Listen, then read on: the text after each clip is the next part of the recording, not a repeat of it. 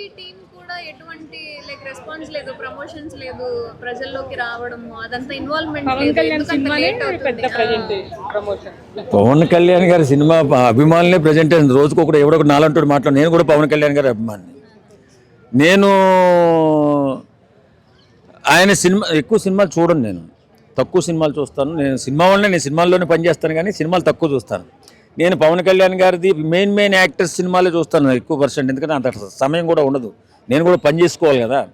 కాబట్టి ఇప్పుడు పవన్ కళ్యాణ్ గారి సినిమాకి ప్రతి ఒక్కరూ మాట్లాడతారు. ఇప్పుడు ఉన్నటువంటి ఇక్కడ ఈ ప్రాంగణంలోనే చాలా వందల మంది మాట్లాడుతున్నారు సినిమా అలా ఉంటుంది, ఎలా ఉంటుంది, ఆకాశం బద్దలైపోద్ది, సముద్రం ఇరుగు పడిపోతుంది.